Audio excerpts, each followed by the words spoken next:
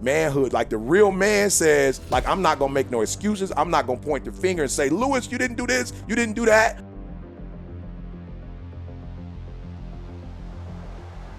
Work on your focus. Perspective is everything. And let me tell you something. The problem with most of you is that you see difficult as something negative. For real, for real. I want you to see difficult differently. Are you hearing me? I need you to see difficult differently. Now that weightlifter, when my man looking at those weights, when he got that iron is heavy. But he's not looking at that iron like, look how heavy the iron is. And he knows what it's gonna do. It's gonna tear his muscles to pieces. He gets it. But what he understands is that if he tears them down, they're gonna rebuild themselves. And when they rebuild themselves, they're that much stronger. Listen to me. The more you go through, the more difficult it is, the more challenging it is. Listen to me, the harder it is. Are you hearing me? The more challenging it is, all you're doing, baby, is building muscle. You're building muscle. So don't quit. Don't give up. Don't stare at them. Listen to me. You don't get buff by staring at weights. You don't get buff by look. You don't get healthier by staring at it. You get healthier by running up to it and grabbing it and pushing it. Look, push through that stuff.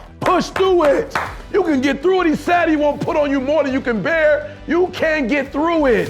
How can you have a better work ethic? Well, motivational speaker Eric Thomas teaches you how you can become successful. First, work on your focus. What is your perspective of everything? Are you seeing everything that's difficult and hard as a negative? Because it's not. Something difficult can transform you and actually helps you to become more successful. You have to be responsible for yourself and your own actions. Use your strengths to help others. Always be growing and adapting, and always be trying to improve yourself. Yes, you have to dream big, but take the small wins along the way. Remember, to become great, you have to be good at something over a long period of time. It takes patience and it takes a purpose. So work hard and never give up.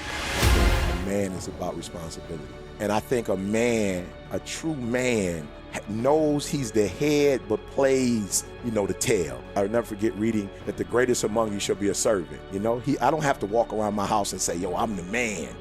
I show my wife I'm the man by ironing her clothes before I leave for the day. I show I'm the man by calling my son and saying, is there any way I can help you? I know you're a senior in college, but is there anything I can do for you? I show my manhood by, saying to C and Carl, man, I love you guys. You know what I'm saying? And on the podcast, I love you guys, or on the calls, I wouldn't be here without you. So I think there's this fine balance of, yep, I'm powerful and I have this strength, but I don't use it for my advantage. I use it for us. I use it so we can grow. Like, I don't use my platform to tear you down, or say things about you that, would put you in a bad place. I use my influence, I use my money, I use my strength, I use my influence, I use my impact to build us up. So wherever you are, you can, from an academic standpoint, y'all know I'm a high school dropout. Took me 12 years to get a 4-year degree. So you're not looking at a dude, and y'all know me, but I just want to make sure y'all understand. There was a time where I was homeless, I had no money. So when you listen to the podcast, don't just get caught up in what I'm saying, understand where I started from. I started from the bottom for real. So wherever you are, if you're looking at a dude in every area of his life that started from the bottom, that wasn't sweet in no area of his life, but not killing the game, you don't have no excuse. You don't have no excuse. There's not one area in my life that I started and I was sweet at. Not one. But there's not one area in my life that I didn't progress in and continue to progress in. Your biggest problem to success is you not growing. Like, a lot of you haven't grown because you haven't grown. Like, yo, you're the same version of yourself 10 years ago. You're the same version of yourself 20 years ago. Like, you haven't changed as an adult. You still on the same stuff. I'm not on the same stuff no more. I've grown. And I'm not telling you I'm grown. My wife will tell you. My kids will tell you. My mother will tell you. Society will tell you from the first video they saw on TGIM to now is different. So the first thing I need you guys to understand is, to become a 1%er, you got to become a 1%er. And I want people to understand this. Dream big, but get small wins, though. You know what I'm saying? You can dream big, but get the small wins. And those small, I'll never forget hearing John Elway speak once. John Elway was like, yo, I became great by being good over a long period of time.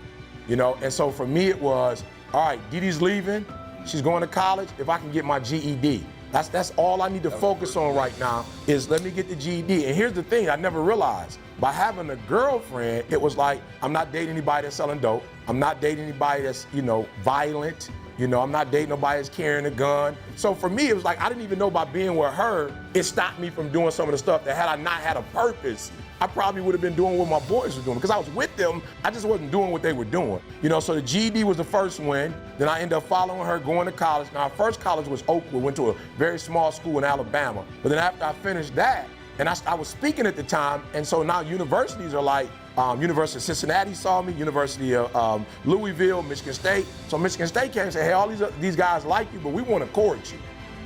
Thank you for watching, and please don't forget to like, comment, and subscribe.